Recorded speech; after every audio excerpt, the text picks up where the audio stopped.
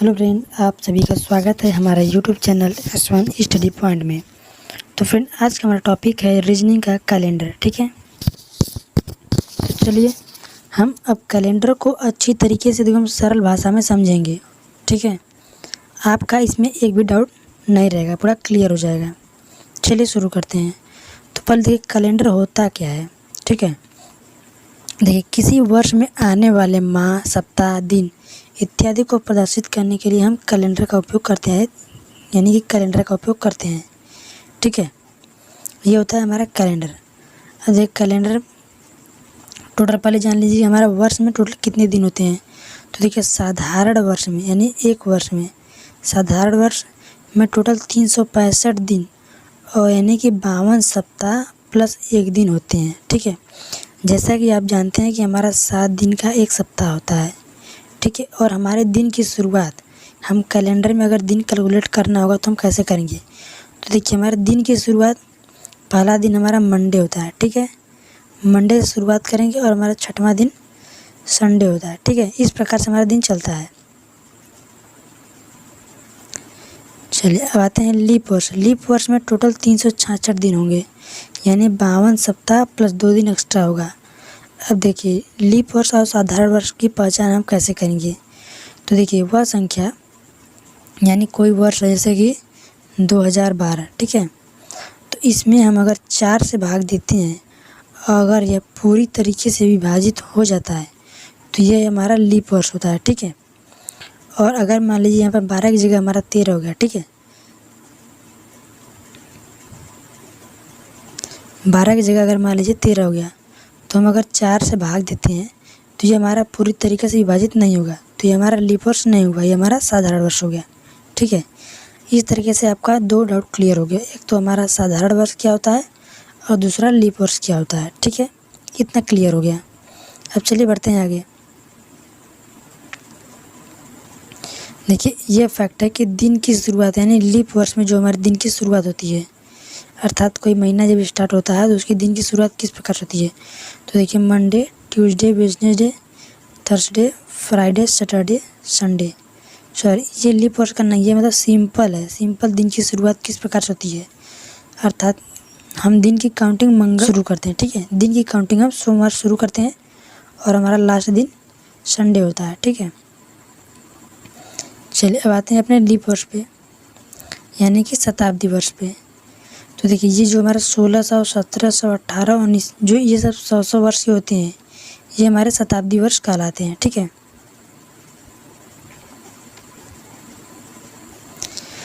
चलिए देखिए शताब्दी वर्ष का प्रथम दिन सोमवार, मंगलवार, शनिवार, गुरुवार, ये सब मतलब हो सकते हैं जो हमारे शताब्दी वर्ष होती हैं।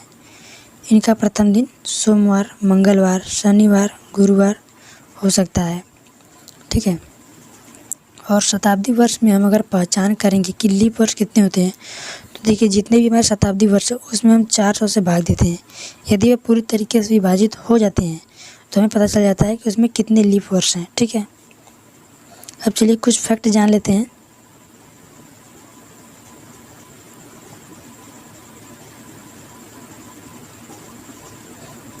देखिए साधारण वर्ष का पहला और अंतिम दिन समान होता है, यानी कि यदि हमारा 1 जनवरी को सोमवार है, ठीक है, साधारण वर्ष में, साधारण वर्ष तो आप समझ गए होंगे साधारण वर्ष क्या होता है।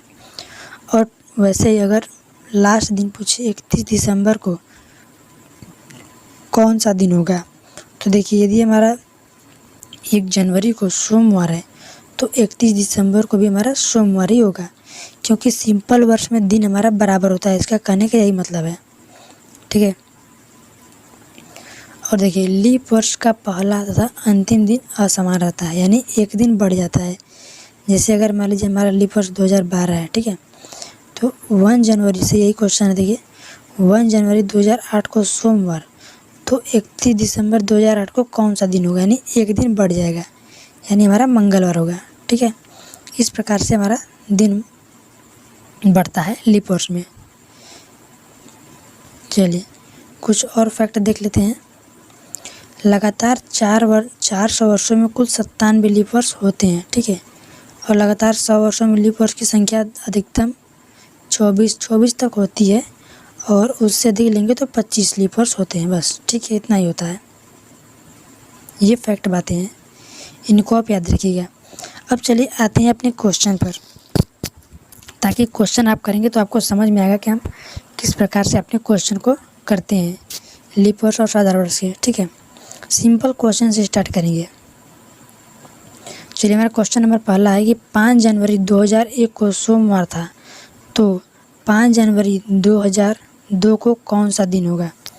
तो देखिए, पहले हम देख लेते हैं ये साधारण वर्ष है या लीप वर्ष है। हम 4 से भाग देंगे, नहीं कटेगा, पूरी तरह से विभाजित नहीं होगा, यानी कि हमारा यह साधारण वर्ष है। ठीक है, हमने जैसा कि आपको पहले बताया था कि साधारण वर्ष का पहला दिन और अंतिम दिन बराबर होता है। ठीक है, तो देखिए 5 जनवरी 2001 पूछा है। ठीक है, यानी ये हमारा साधारण वर्ष है। यदि 5 जनवरी 2001 पूछा है तो 31 दिसंबर 2001 को कौन सा दिन होगा? मतलब यदि हमारा साधारण वर्ष है तो 31 दिसंबर भी हमारा सेम टू सेम होगा, यानी कि सोमवार ही होगा। और देखिए ये 2002 में आ गया है, यानी ये सोमवार है, तो जब अगला दिन आएगा वो मंगलवार आएगा। तो इस प्रकार से बढ़ते हुए एक दिन इसमें बढ़ जाएगा। ठीक है, क्योंकि 5 जनवरी 2001 का है और इसी साल का अंतिम दिन नहीं पूछा है, यह अगले साल का अंतिम दिन पूछा है। मतलब अगले साल का डे पूछा है, मतलब 2002 का। ये 2001 का है या 2002 का है। तो देखिए जब एक साल से दूसरे साल में जाएगा तो वह एक दिन बढ़ जाएगा। ठीक है, चलिए आपको ऐसा ही एक और क्वेश्चन बताते हैं, फिर आपका डाउट क्लियर हो जाएगा। देखिए दूसरा क्वेश्चन है 5 जनवरी 2004 को सोमवार, तो 5 जनवरी 2005 को कौन सा दिन? तो देखिए पहली बार 2004 आया है, ये हमारा है लीप वर्ष, क्योंकि इसमें हमारा एक 29 फरवरी आएगा। ठीक है, तो हमारा प्लस एक दिन ये बढ़ जाएगा। और उसके बाद ये हमारा अगले वर्ष में प्रवेश कर रहा है तो प्लस उसका एक दिन बढ़ जाएगा, यानी टोटल हमारा 2 दिन बढ़ेगा। तो सोमवार है तो 2 दिन बढ़ाकर हम बुधवार कर देंगे। ठीक है, और इसका विशेष ध्यान देंगे कि ये लीप वर्ष आ रहा है या फिर नहीं आ रहा है। ठीक है, चलिए अगला क्वेश्चन हमारा है कि 20 मार्च 2015 को सोमवार, तो 20 मार्च 2016 को कौन सा दिन?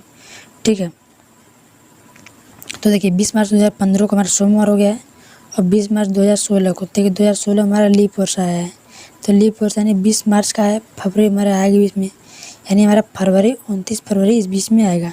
तो प्लस एक दिन ये बढ़ जाएगा, प्लस एक दिन अगले महीने में जो प्रवेश कर रहा है उसका एक दिन बढ़ जाएगा, टोटल 2 दिन बढ़ गए। ठीक है, तो सोमवार का है 2 दिन बढ़ाकर बुधवार हो जाएगा। चलिए अगला क्वेश्चन देखते हैं कि 6 अप्रैल 2008 को सोमवार था, तो 6 अप्रैल 2012 को कौन सा दिन? तो देखिए 8 से डायरेक्ट 12 में जा रहा है, यानी 4 साल का टोटल गैप हो रहा है। ठीक है, कितने साल का? 4 साल का गैप हो रहा है। अब इस बीच में कितने वर्ष आएंगे, कितने लीप वर्ष आएंगे, इनका हम काउंटिंग करेंगे, फिर उसके बाद निकालेंगे। तो देखिए आपको काउंटिंग करके बताते हैं। तो देखिए जैसा कि आपको कहा है कि 6 अप्रैल 2008, तो यानी हमारा यहाँ पर हो गया 2008।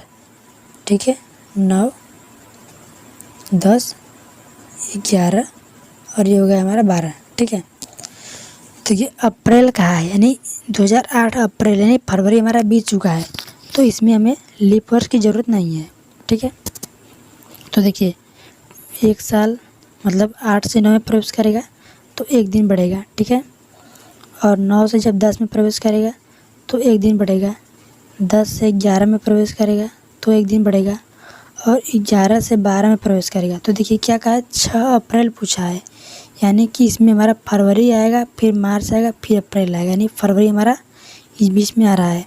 ठीक है, तो इसमें हमारा 2 दिन आगे बढ़ेगा, मतलब एक तो 11 से 12 में प्रवेश कर रहा है वो, और प्लस एक दिन हमारा 29 फरवरी का, टोटल जोड़ लेते हैं हम। देखिए 2, 1 3, 1 4, 1 5, टोटल 5 दिन आगे बढ़ा है हमारा। तो सोमवार से 5 दिन जोड़ लीजिए, हमारा शनिवार आएगा। ठीक है, उम्मीद है कि आपका डाउट क्लियर हो रहा होगा। चलिए हम आगे बढ़ते हैं। ठीक है, तो आज के लिए इतना ही। उम्मीद करते हैं कि आपका डाउट क्लियर होगा। यदि कोई भी डाउट है तो प्लीज़ कमेंट सेक्शन में कमेंट कीजिए और आपका पूरा डाउट क्लियर किया जाएगा। ठीक है, तो मिलते हैं ऐसे ही नेक्स्ट क्वेश्चन में। धन्यवाद।